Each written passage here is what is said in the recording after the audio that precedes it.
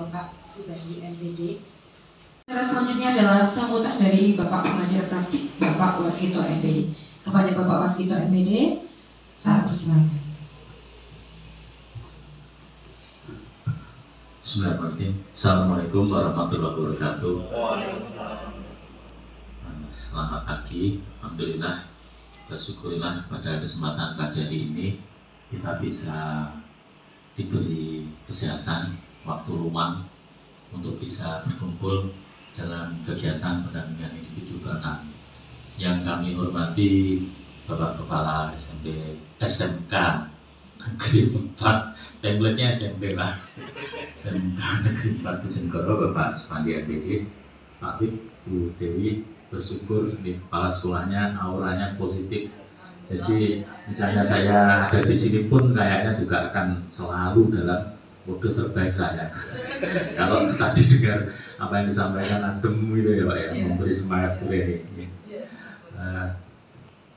Yang kami hormati rekan-rekan dari calon guru penggerak Pak Wid dan Bu Dewi, Bapak Ibu guru yang mewakili kesempatan pagi ini dan anak-anak yang berbahagia. Alhamdulillah saya berseragam ini terakhir tahun 91. Nah, wah, udah lama sekali, jadi sudah nggak bisa mengikuti zaman Pak tadi, sehingga kalau tidak diupdate kemampuan keterampilan kita ini akan sangat tidak nyambung lagi dengan zaman ini. Maka hal pertama yang dirombak dalam pendidikan guru penggerak ini betul ini mindset. Nah, karena kalau tidak mindsetnya nanti akan setelah pendidikan guru penggerak sama. Nah, Bapak Ibu, sebenarnya ini perlu kami sampaikan dan mungkin sudah sejak awal kami sampaikan. Saya ingin berdiskusi dengan Pak Bandi bahwa guru penggerak ini adalah prototipe untuk mencetak teman-teman yang nanti menjadi agent of change. Karena akan berubah, maka dirinya harus berubah lebih dulu. Oleh karena itu, model program atau pendidikan guru penggerak ini sifatnya berlapis. Artinya unsur atau aktor yang terlibat dalam kegiatan ini memang punya peran masing-masing dan saling menguatkan dan saling bersinergi. Untuk diketahui Bapak Ibu bahwa ketika sudah menjadi atau mengikuti atau terlibat dalam kegiatan pendidikan guru penggerak, maka di situ kan harus mengikuti satu metode pembelajaran online ini yang kita sebut sebagai angkatan udara itu Pak. Ya, itu kalau hanya di situ, maka nanti di lapangan itu bisa ada distorsinya, ada pembedaan, sehingga muncullah mengajar praktek yang ada di lapangan. Dan itu kebetulan kami untuk bisa mendampingi. Jadi kalau plesetan teman-teman CGP ini yang mata-matanya PPGP ya kami ini gitu. Artinya memang program ini disetting sedemikian rupa sehingga nanti tidak ada celah untuk program ini kemudian dianggap program gagal atau program yang tidak efektif dan efisien. Karena nanti ujungnya memang kembali ke para CGP Bapak Ibu. Namun sistemnya sudah dibangun sedemikian rupa. Terus mungkin ini juga harus kami tegaskan lagi bahwa saya ini kan guru SMP Pak Bri, sehingga tiba-tiba harus masuk ke SMK. Itu awal-awal memang ada pertanyaan ini, dulu siapa kan? Nah, ternyata memang yang harus kami cermati Pak tadi untuk kegiatan ini tidak di dalam konten pembelajaran. Kalau konten saya jelas nggak mampu untuk mencermati apa yang Bu Dewi laksanakan karena memang materinya IPA. Tapi ternyata lebih ke bagaimana nanti beliau-beliau ini akan membawa budaya positif Pak. Itu yang agak butuh waktu dan dukungan dari semua pihak, budaya positif ini. Sehingga kalau nanti selesai pendidikan guru penggerak kok kembali ke settingan pabrik, nah ini monggo hari ini adalah hari launching beliau-beliau untuk ini kan hampir lulus insya Allah ya, sehingga ketika setelah program guru kita harus berbeda. Dan hari ini semua nyaksikan, masuk anak-anak ya, Bu Wid sama Pak Bu Dewi sama Pak Wid ini akan ditagih nanti ya. Kok ngajarnya enak pas pendidikan, kalau sekarang kok nggak enak, nah itu tagihannya nanti di waktu nyata itu. Budaya positif ini menjadi isu besar Pak, karena tafsiran kita terkait budaya positif itu kan beberapa guru meyakini bahwa dengan sedikit action gitu mungkin bisa dikendalikan. Tapi ini menjadi isu sentral Pak Wid sama Bu Dewi. Selesai dari kegiatan pendidikan guru penggerak, maka budaya positif ini harus tetap ada, harus tetap dijalankan, harus tetap digelurakan di sini. Yang kedua, kompetensi sosial emosional. Ini kalau ini sifatnya umum Bapak Ibu. Jadi ketika Pak Wid kemarin meng-coaching teman, sebenarnya itu sedang melatih template untuk ya membantu teman-teman guru untuk memecahkan permasalahan, termasuk masalah sendiri. Ini yang kemarin kami diskusikan panjang lebar dengan Bu Dewi ya. Ketika seorang guru meng-coaching temannya, itu kan kita tidak boleh memberi saran, tidak boleh memberi contoh. Nah ini kan satu skill yang biasa, mungkin baru Pak, sehingga kalau ini sudah terkuasai, nanti akan sangat menguntungkan untuk teman-teman yang lain yang biasanya kalau setelah diobservasi, ya setelah disupervisi itu kan kemudian dicari celah-celah, dicari kesalahan-kesalahan. Nah ini kan beda ini membuat mindset teman-teman yang habis diobservasi bisa menjadi nyaman gitu. Nah ini kami di bagian itu menjelaskan ke beberapa Bapak Ibu pengawas misalnya, itu bagian saya kenapa diambil alih pengajar praktek. Tapi kan bukan itu ternyata kan, kita sedang fokus di beberapa bagian.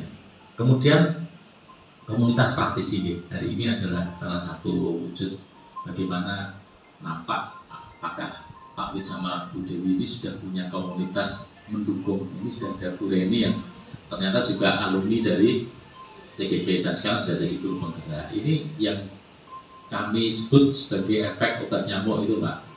Jadi dari satu titik melingkar keluar, besar. Sebab kalau tidak menggunakan filosofi seperti itu, adanya ya mungkin antara frustasi sama sudah layu sebelum berkembang gitu ya. Kalau tidak menggunakan metode dari satu titik kemudian membesar, melingkar seperti spiral obat nyamuk itu agak sulit. Nah, maka dalam proses ini, monggo hari ini bisa dijadikan titik awal Pak Wid, Bu Dewi, untuk kemudian mengembangkannya ke bagian-bagian lain. Karena ternyata kan beberapa teman sudah ada posisi di manajemen sekolah Pak Gandhi, sehingga ya dari situ mulainya. Tapi apakah seorang yang berposisi di wali kelas bisa? Tentu bisa, kan sudah punya paling tidak 36 anak di kelas itu yang bisa dimulai dari situ, dari titik itu dulu. Nah ini yang senantiasa kami terus hidupkan ya di program guru penggerak. Targetnya tidak muluk-muluk, tapi ketika sudah ada budaya positif, sudah ada kompetensi sosial emosional, kemudian ada komunitas praktisi, itu sudah awal yang bagus untuk ketika benar-benar dikukuhkan sebagai guru penggerak, titik awalnya sudah ketemu untuk kemudian melangkah. Belum lagi kalau panjenengan nanti bisa bergabung ke grup besar baik di Bojonegoro, Jawa Timur, nasional yang teman-teman semua penuh semangat, banyak inspirasi yang bisa didapat di sana untuk kemudian dibawa ke sekolah diadaptasikan. Dan yang terakhir adalah program yang berdampak pada murid. Nah ini nanti monggo dicermati bersama karena hari ini setidaknya Bu Dewi sama Pak Wid punya template untuk membuat satu program, dan ketika nanti ini goal maka itu akan jadi model untuk program-program berikutnya. Oh ternyata kita nggak bisa bekerja sendiri. Oh ternyata harus menghadirkan Bapak Kepala Sekolah. Oh ternyata harus komunikasi dengan teman-teman, dengan anak-anak. Ini model Pak Bu Dewi. Sehingga kalau ini sudah oke, nanti itu Pak tadi yang akan jadi template teman-teman yang membedakan dengan Bapak Ibu guru yang lain. Setidaknya gitu. Karena masa nggak ada nilai plusnya setelah jadi guru penggerak. Ada di sini dari hal yang kami sampaikan tadi.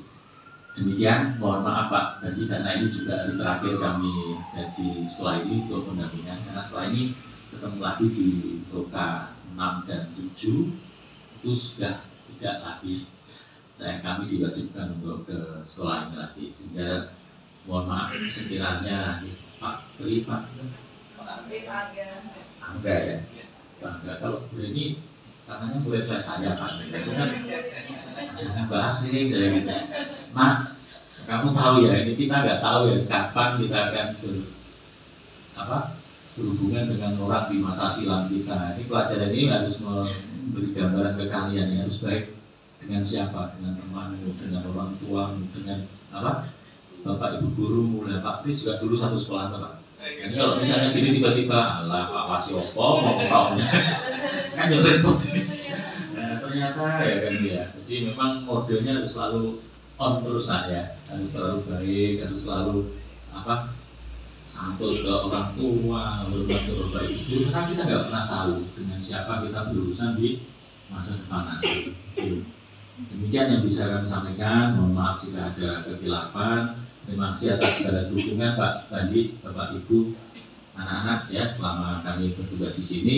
Kami akhiri. Assalamualaikum warahmatullahi wabarakatuh. Ternyata hari ini adalah pendampingan individu 6 dan merupakan pendampingan individu yang terakhir ya Pak Waskito ya. Baik. Memasuki acara selanjutnya yaitu ada pengarahan teknis diskusi, dan di sini akan disampaikan langsung oleh Bapak Ibu CGP Angkatan 9 yaitu Ibu Dewi Kurniawati dan Bapak Widya Kurniawan. Pada beliau kami persilakan. Terima kasih Bu Rini. Assalamualaikum warahmatullahi wabarakatuh. Yang kami hormati Bapak Kepala SMK Negeri 4 Bojonegoro Bapak Subandi, yang kami hormati Bapak Pengajar Praktek Bapak Waskito, yang kami hormati rekan-rekan Bapak Ibu Guru SMK Negeri 4 Bojonegoro, perwakilan J dan perwakilan siswa-siswi SMK Negeri 4 Bojonegoro yang kami sayangi. Alhamdulillah pada pagi hari ini tiba saatnya kita mengadakan suatu paparan. Paparan ini kami laksanakan terkait dengan arahan dari Bapak Waskito dan juga dari Bapak Fasilitator kita Pak Jihan untuk membuat aksi nyata pengelolaan program yang berdampak pada murid, yaitu pemetaan asa di sekolah kita masing-masing. Nah, kebetulan di sekolah kita untuk angkatan 9 ini saya Dewi Kurniawati dan Widya Kurniawan akan bersama-sama kolaborasi hari ini untuk menyampaikan tentang program kami yang akan kira-kira berdampak pada murid. Nah, untuk teknisnya Bapak Ibu dan anak-anak sekalian, hari ini untuk ada jeda waktunya nanti. Setelah ini kita yang pertama adalah melaksanakan paparan dulu atau presentasi pelaksanaan program dari saya sekitar 10 menit. Kemudian Pak Widya juga 10 menit. Kemudian setelah itu dilanjutkan dengan diskusi ya, diskusi dengan Bapak Ibu dan juga siswa-siswi. Silahkan untuk menyampaikan pendapatnya, bisa bertanya juga anak-anak ya. Jika ada yang tidak jelas tanyakan saja, tidak apa-apa. Kemudian setelah itu dilanjutkan terakhir dengan refleksi dan kesimpulan, yang pertama dari Bapak Subandi, kemudian dari Bapak Waskito dan dari kami berdua. Setelah itu selesai dan penutupan. Kesepakatan kelas kita mungkin nanti ketika diskusi, ketika bertanya bisa menyampaikan siapa saja diperbolehkan. Subandi kalau berkenan juga kami persilahkan untuk memberikan pendapatnya. Ada yang ditanyakan dulu sebelum kita mulai? Sapa Ji, Bapak Ibu. Terima kasih. Assalamualaikum warahmatullahi wabarakatuh. Baik, hari ini saya Dewi Kurniawati, CGP Angkatan 9 Bojonegoro, SMK Negeri 4 Bojonegoro akan memaparkan pengelolaan program yang berdampak pada murid yang saya namakan yaitu GELIS. Nah, GELIS ini adalah program saya di mana merupakan kepanjangan dari Gerakan Literasi Sekolah. Nah, kita buat GELIS biar anak-anak dan juga semua stakeholder sekolah mudah untuk menghafalkannya. Nah, program ini untuk meningkatkan minat baca anak. Baik. Nah, ini adalah hasil pekerjaan kami ketika Loka Karya 4 kemarin. Ini kita paparkan program GELIS ini ke Bapak Ibu rekan dari sekolah-sekolah lain juga. Kemudian tidak lanjutnya hari ini aksi nyata yang dilaksanakan di sekolah masing-masing. Nanti kita kembali ke sini, kita sekarang melanjutkan dulu. Nah, tadi kita menyebutkan gerakan literasi sekolah. Literasi itu apa? Literasi adalah kemampuan kita untuk mengolah dan juga memahami informasi dengan cara membaca ataupun menulis dan hal-hal yang lain. Itu adalah literasi. Kenapa saya mengangkat program ini? Karena diantaranya yang pertama adalah rendahnya minat baca murid di sekolah. Perpustakaan juga tidak begitu ramai pengunjung ya anak-anak ya. Di sini minatnya juga berkurang, mungkin lebih banyak suka main HP gitu ya. Nah, jadi kalau buku juga sudah berkurang, sehingga ini latar belakang yang pertama. Yang kedua, nilai ANBK atau Asesmen Nasional tahun 2022 itu untuk kompetensi literasi di SMK Negeri 4 itu masih rendah. Nah, untuk 2 tahun yang lalu Bapak Ibu, untuk yang 2023 dan 2024 alhamdulillah sudah meningkat, sudah hijau semua sampai sekarang.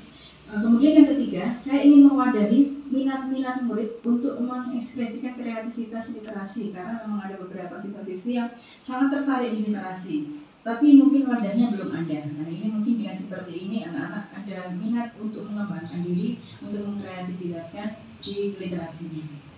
Yang terakhir, untuk mengembangkan kedisiplinan dalam program co-kurikuler. Nah, di program ini saya mengambil program co-kurikuler daripada yang intrakurikuler maupun yang ekstrakurikuler, karena memang co-kurikuler ini untuk mendampingi dalam kegiatan di intrakurikuler supaya berjalan lebih lancar lagi. Tujuannya diantaranya itu ada beberapa, bisa meningkatkan minat baca siswa, wawasan, kemampuan berpikir kritis, dan juga meningkatkan pengetahuan dan wawasan. Ini pengetahuannya untuk literasi. Nah, tadi disampaikan oleh Bu Reni, kita memang untuk pemetaan asetnya menggunakan tahapan baca. Nah, baca itu apa? Baca itu adalah singkatan dari buat pertanyaan, A-nya ambil pelajaran, G-nya gali mimpi, J-nya jabarkan rencana, dan A-nya atur eksekusi. Nah, tahapan baca ini akan saya jelaskan bagaimana program ini bisa berjalan mulai buat pertanyaan pertama sampai di nanti kita mengatur eksekusi, bagaimana pelaksanaan program ini bisa berjalan. Jadi buat pertanyaan sangat sederhana sekali, kita dengan pemikiran bahwa bagaimana sih cara menumbuhkan minat baca anak melalui gelis ini. Caranya bagaimana supaya anak itu ada motivasi untuk lebih menyukai membaca. Okay. Kemudian ambil pelajaran. Kegiatan pembelajaran ini apakah dapat merangsang kreativitas literasi siswa? Karena kegiatan ini memberikan kebebasan kepada peserta didik dalam menentukan karya literasi sesuai dengan minat dan kemampuannya masing-masing. Jadi siswa-siswi dapat menentukan sendiri ingin mengembangkan atau ingin memilih itu di literasi yang mana, sehingga di sini muncullah yang namanya diferensiasi literasi. Sekolah mulai melaksanakan gerakan literasi. Pelaksanaannya adalah sebelum kegiatan pembelajaran dimulai, siswa diajak untuk membaca buku sesuai dengan minatnya masing-masing. Kemudian secara acak diminta untuk menceritakan kembali buku yang dibaca. Nah, pada gali mimpi ini Bapak Ibu dan juga beberapa stakeholder sekolah di sini yang akan menggali mimpi ini supaya terwujud, diantaranya adalah dari murid itu bisa mengembangkan kemampuan berpikir kritis, menjadikan sekolah menjadi teman belajar yang menyenangkan. Jadi kita upayakan memang di sekolah itu menyenangkan dengan bagaimana kita bisa mengembangkan literasi dengan minat kita masing-masing, dan juga melatih fokus dan konsentrasi. Ini bagi siswa. Bagi guru, kegiatan ini juga bisa meningkatkan pengetahuan, menjadi lebih kreatif dan inovatif, memberikan contoh keteladanan, memberikan kesempatan seluas-luasnya kepada murid untuk mengembangkan diri, karena di sini diberikan kebebasan siswa. Tidak kita berikan seperti aturan atau teknis yang harus itu, tapi siswa bisa memilih sendiri, bisa mengembangkan sendiri. Dari kepala sekolah ini mampu mendorong dan memantau program supaya berjalan dengan lancar, memfasilitasi dan juga mengambil keputusan jika nanti ada permasalahan di lapangan. Dari orang tua wali murid bisa mendukung program dan turut serta mensukseskan program. Nah, untuk rencananya Bapak Ibu dan anak-anak berikan apresiasi kepada rekan-rekan dan juga kita lihat di lapangan, ada masukan kita perbaiki dan seterusnya. Nah, di rencananya murid itu pertama kali awalnya adalah membaca buku sesuai dengan pilihannya selama 15 menit sebelum pembelajaran dimulai. Bapak Ibu guru di jam pertama itu mendampingi anak-anak ketika anak-anak melaksanakan program ini dari jam pertama hanya 15 menit sebelum pelaksanaan pembelajaran. Jadi ini masih di kurikuler, hanya dia mendampingi di intrakurikuler. Nah, setelah membaca buku sesuai pilihannya, nah buku ini diceritakan kembali dengan caranya masing-masing.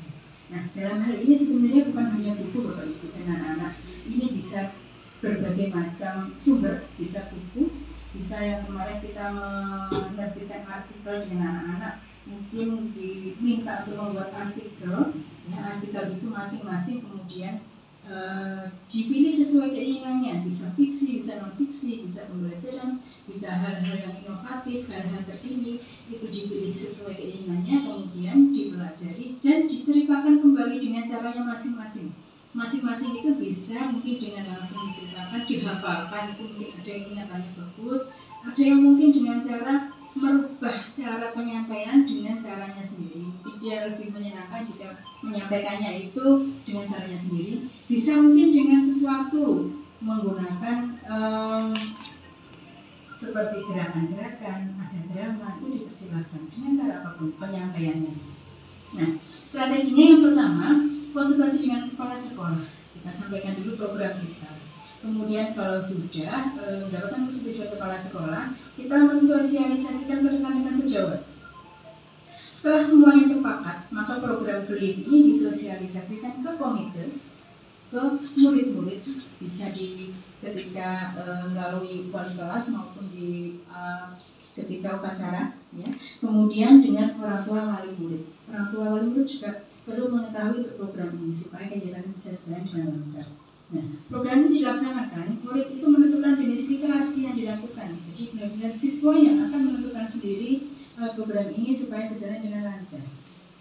Kemudian yang terakhir, murid membaca buku sesuai dengan pilihannya dan menceritakan apa yang dibaca dengan caranya masing-masing. Yang terakhir adalah tentang atur eksekusi. Koordinasi awal dilakukan pada saat rapat bulanan, karena mungkin di sini ada rapat bulanan, kita sampaikan program ini, mungkin ada program selanjutnya, kita sampaikan lagi program-program ini ke Bapak Ibu Guru. Kemudian hasil rapat internal dilaporkan kepada Dewan Guru dan evaluasi dilakukan pada saat rapat koordinasi dengan Dewan Guru. Perlu ada evaluasi juga. Oke. Di sini para aktor yang akan terlibat, karena memang saya nggak mungkin bekerja sendiri Bapak Ibu dan juga anak-anak banyak. Kemudian pengarah dan pembimbingnya ini ada beberapa pihak, seluruh Dewan Guru, terutama wali kelas di sini. Jadi kita libatkan kelas 10, 11 dan 12 semua. Jadi ada 39 wali kelas yang akan menjadi pengarah dan pembimbing. Guru bahasa dalam hal ini bisa bahasa Indonesia, bahasa Inggris, ada bahasa Jepang. Karena mungkin ada siswa yang, Bu, saya ingin menciptakan tentang bahasa Jepang karena saya suka ketika pelajarannya Bu Reni. Saya boleh menggunakan boleh. Nah, maka pengarahnya adalah nanti Bu Reni, guru bahasa Jepang. Dan juga wali murid. Wali murid perlu mengetahui sehingga ketika di rumah pun bisa mengawasi anak-anak dan juga memberikan motivasi, mengingatkan untuk pelaksanaan program ini supaya berjalan dengan lancar. Nah, monitoring dan evaluasi dilakukan oleh wali kelas karena yang paling dekat dengan anak-anak, bisa memantau di kelas ketika kegiatan kita ketemu 1 minggu sekali dengan anak-anak di karakter itu ada, kita bisa monitoring dan evaluasi. Dan pelaksananya di sini adalah ya terutamanya adalah. Nah, monitoring dan evaluasinya harus kita laksanakan Bapak Ibu. Karena memang kalau tanpa ada monitoring dan evaluasi, program tidak akan berjalan dengan semakin baik, hanya selesai. Sehingga ini perlu dilakukan. Nah, apakah kegiatan gelis ini jalan dengan baik? Kemudian apakah tujuan dari gelis ini sudah tercapai atau belum? Jika memang belum, maka harus kita evaluasi dan kita perbaiki di tengah-tengah sampai nanti mendekati penyempurnaan. Nah, di sini hubungannya apa dengan student agency atau kepemimpinan murid? Saya suka drama Korea misalnya. Saya suka untuk dalam hal ini mengembangkan wabarakatuh. Waalaikumsalam. Mohon izin kepada Bapak Ibu Guru ingin menyampaikan sedikit pendapat. Jadi dari yang Pak Angga sampaikan tadi, kayak dari rumah ada antusias membaca. Sebenarnya kita itu sudah ada antusias membaca, memiliki kesadaran literasi. Tapi dari Gelis ini, kalau di rumah kita itu bukan gerakan literasi sekolah, tapi gerakan literasi sosial media. Nah, kebanyakan anak sekarang gitu ya Bu ya. Nah, dari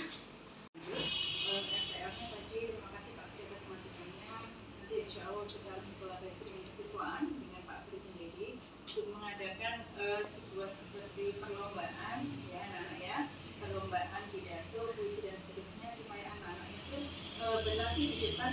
Ngomong itu berarti ada gunanya. Saya harus bisa ngomong supaya saya bisa ikut lomba. Misalnya nanti dimasukkan di kelas meeting atau di kegiatan P5 kita bisa laksanakan sehingga anak-anak itu motivasi. Oh, ternyata saya harus bisa ngomong di depan supaya nanti saya bisa mengikuti ke perlombaan ataupun yang lain.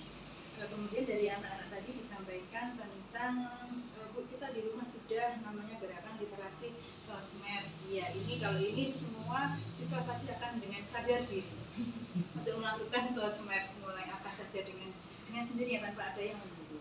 Tadi disampaikan Bu, ini apakah bisa dijadikan nanti literasi kita milih yang bukan cerita yang zaman dulu?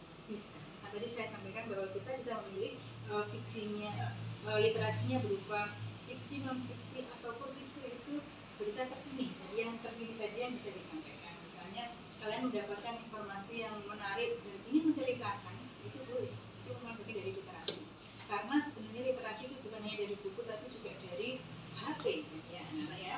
Bahkan yang namanya novel online ada, berita-berita di internet juga banyak sekali. Kan kalian juga membaca.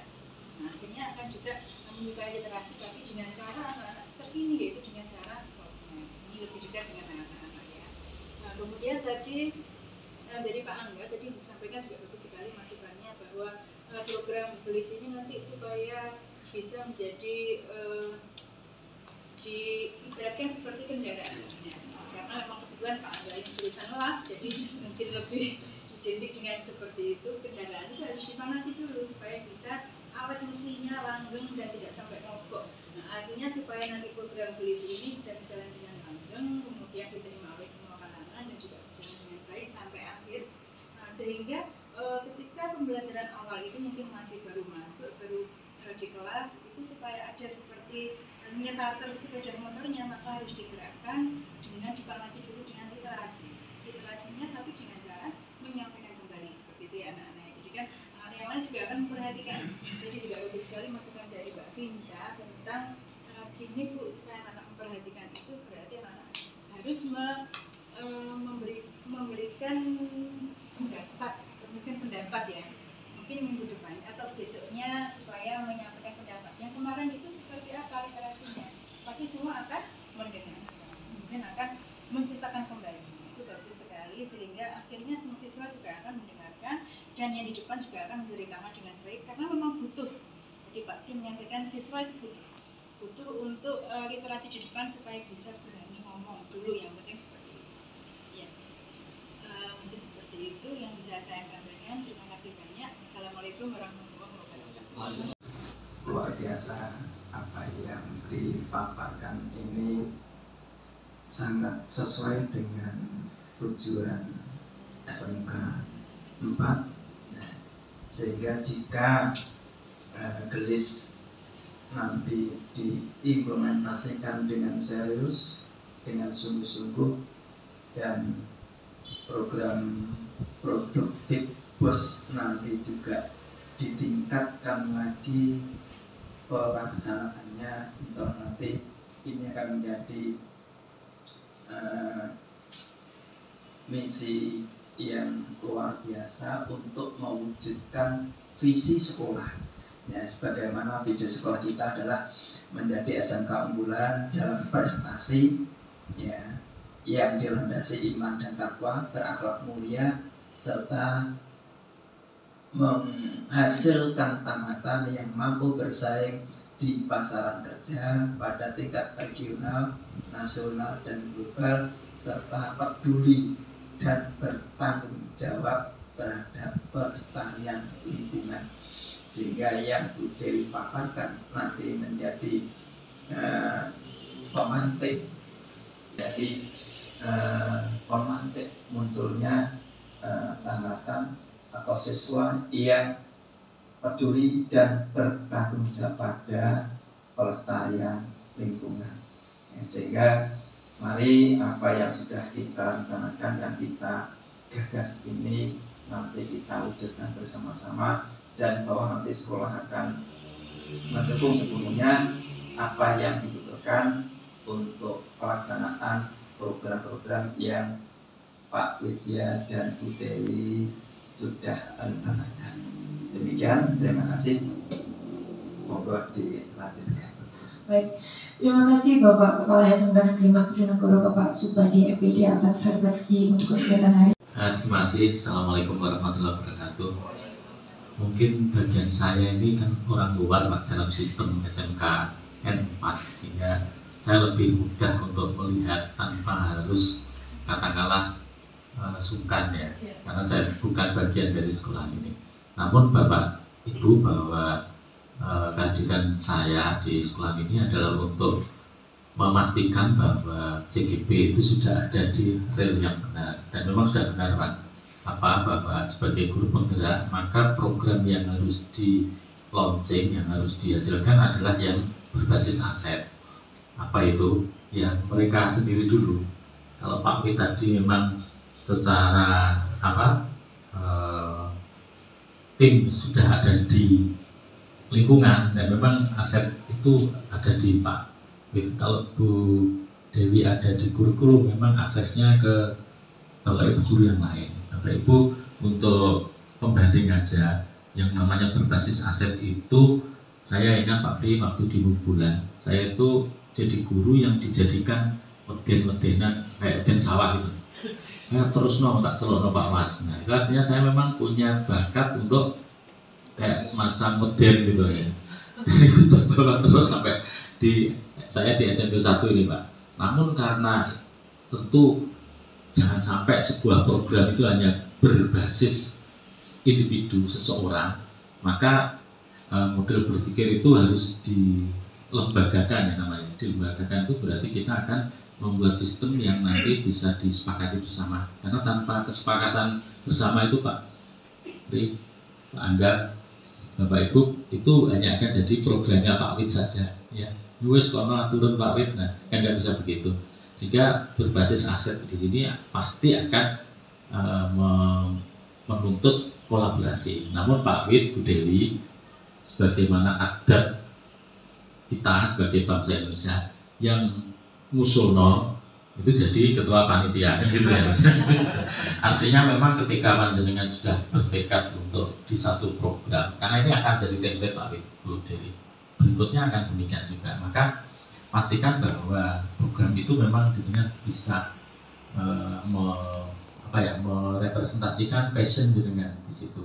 Kalau saya memang passionnya adalah ketertiban dan kedisiplinan Pak Pri, karena sejak SMA dulu sudah dididik dalam kedisiplinan tingkat dewa Pak Wid. Di SMA Sumberjo itu adalah SMA yang terkenal dengan didikan disiplin ala militernya, dan itu terbawa di alam bawah sadar saya, sehingga itu passion saya. Nah, karena ini passion saya, ya ketika ada program-program pasti basisnya di situ dan bisa bertahan sangat lama, karena memang passion saya ada di situ. Nah, itu yang tadi saya tangkap dari apa yang disampaikan Pak Bandi tadi ya, bahwa ini tepat. Nah, ya memang gitu, karena passionnya mendukung itu. Dan seperti zaman Pak Pri tadi, apapun yang terjadi, angin topan atau badai tetap jalan. Kenapa? Memang passion saya di situ gitu ya. Hanya mungkin benar Pak Pri, jadi kita akan buka telinga lebar-lebar. Bahkan tadi saya senang sekali ya, ini kalau siapa namanya? Kinca, saya akan jadikan tim debat SMP 1 ya. Ya memang begini ya. Jadi di mata guru yang lain, bocah ngeyelan Pak. Saya cari orangnya itu ya. Saya lihat, hanya masalah diarahkan menjadi belajar berargumentasi yang beradab, beretika, nah gitu ya. Tapi tetap ini sumber daya Pak. Nah, ini kayaknya memang passion kita akan menentukan Bapak Ibu untuk setelah dengan sebuah program. Karena itu mungkin satu kata yang tepat untuk para CGP setelah jadi PP nanti adalah setelah menjadi guru penggerak ya, adalah jaringan adalah dinamonya atau katalisatornya, jadi yang gerak. Semacam kenapa ya Pak Wasito nggak pernah terlambat ke sekolah? Iya, karena setengah 6, jam 6 saya sudah di sekolah. Kenapa? Anak saya di situ juga. Kalau ini saya nggak pernah terlambat ke